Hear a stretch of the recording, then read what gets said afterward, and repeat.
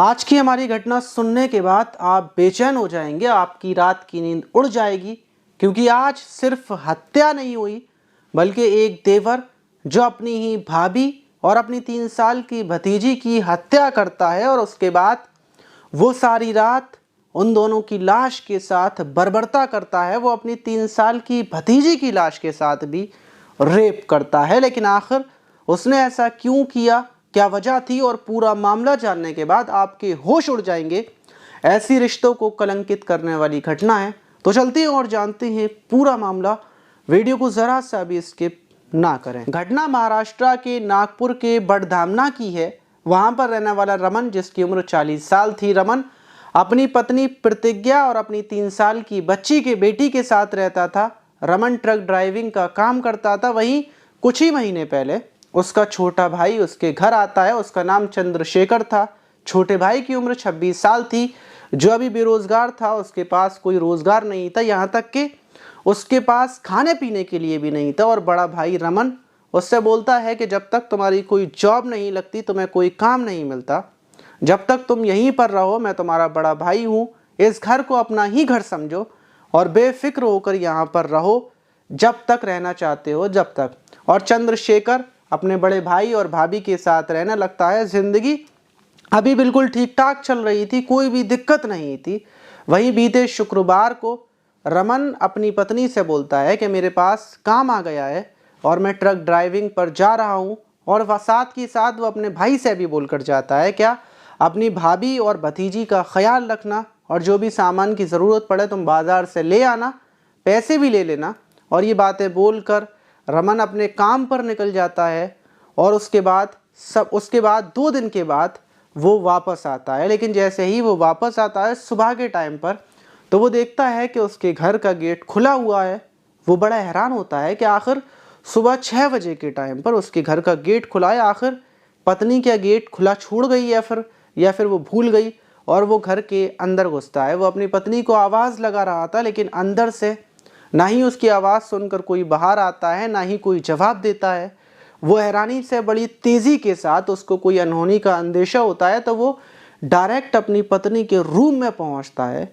लेकिन उसकी आंखों के सामने जो नज़ारा आता है, उसको देखते ही उसके पैरों तले ज़मीन खिसक जाती है, क्योंकि सामने बेड पर उसकी पत्नी की लाश पड़ी हुई थी। बराबर में ही उसकी 3 साल की बेटी की लाश पड़ी थी। लेकिन सबसे हैरानी की बात यह थी कि दोनों के ही शरीर पर कपड़े नहीं थे। और जो उसकी 3 साल की बच्ची थी, उसके प्राइवेट पार्ट से भी खून निकला हुआ था। देखकर लग रहा था कि किसी ने उसकी बच्ची के साथ, पत्नी के साथ हैवानियत की है। वो फ़ौरन चीखते हुए बाहर आता है, पुलिस को फ़ोन करता है। मोहल्ले के लोग इकट्ठे हो जाते हैं और जब मोहल्ले के लोग घर के अंदर पहुंचते हैं तो सारे लोग हैरान थे कि आखिर ये किया तो किसने किया।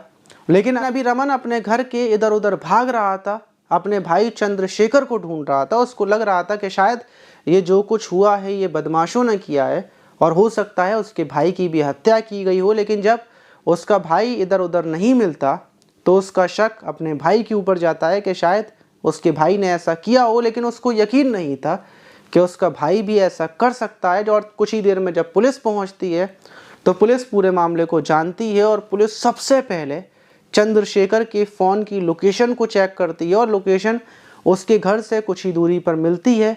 फ़ौरन पुलिस जाकर चंद्रशेखर को उठा लेती है और उससे पूछताछ शुरू की जाती है कि आखिर तुम यहाँ पर हो, तुम्हारे भैया के घर पे तुम्हारी भाभी और भतीजी के साथ जो दरिंदगी हुई है, तुम्हें उसके बारे में कुछ पता है या नहीं पता।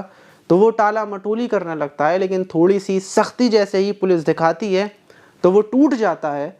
और जो वो कहानी बताता है जिसको सुनकर पूरा देश हिल जाता है, वो बताता है कि उसको पॉर्न मूवी देखने का शौक़ था और वो पूरे दिन अपने भैया के घर पर पड़े पड़े, क्योंकि उसके पास कोई काम तो नहीं था, तो सिर्फ अपने फ़ोन में वही गंदी मूवी देखता था। उसके दिमाग में ऐसी गंदगी भर गई थी, क्या उसकी नज़र किसी पर भी पड़ती थी, बूढ़ी औरत हो या फिर कोई बच्चा हो, लड़का हो, सिर्फ उसकी हवस अंदर की जाग जाती थी। और जिस दिन उसका भाई ड्राइविंग के लिए चला गया था, वो घर पर अकेला था। आधी रात को वो गंदी मूवी देखता है और उसके बाद उसके अंदर की हवस जाग जाती है। वो रात के टाइम ही अपनी भाभी प्रतिज्ञा के रूम में जाता है और उनके साथ ज़बरदस्ती छेड़खानी शुरू कर देता है।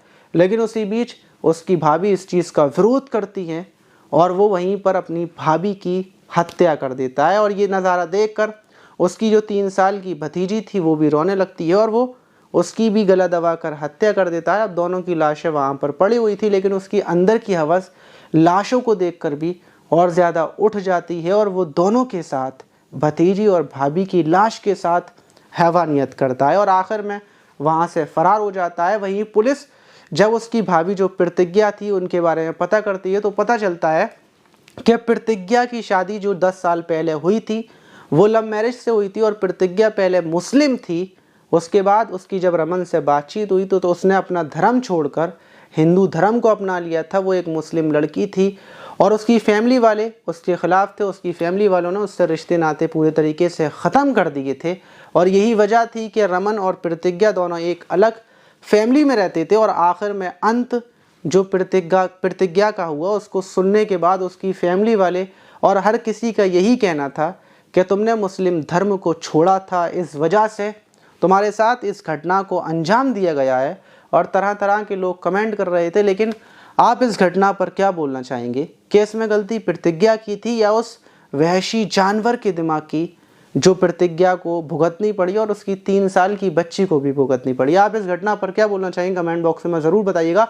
लेकिन जो लोग भी ऐसी मूवियाँ और ऐसी वीडियोज़ देखते हैं उनको ये वीडियोज़ देखना बंद कर देना चाहिए, क्योंकि दिन ब दिन और थोड़ा थोड़ा कर दिमाग के अंदर ऐसी गंदगी बढ़ जाती है, क्योंकि आपका दिमाग चेंज होने लगेगा। यहाँ तक कि अपनी जो फैमिली के लोग हैं, माँ, आपकी बहन, उनको भी देखकर आपके दिमाग में गंदे ख्याल आने लगेंगे। तो इसलिए जो लोग भी ऐसी वीडियोस देखते हैं मेहरबानी कर उनको बंद कर दें। आप ये ना सोचें कि नहीं वो उसने ऐसा किया है, हमें ऐसा क्यों करने लगे, हमारे दिमाग में ऐसा क्यों आएगा, हम तो बहुत समझदार हैं, इंटेलिजेंट हैं।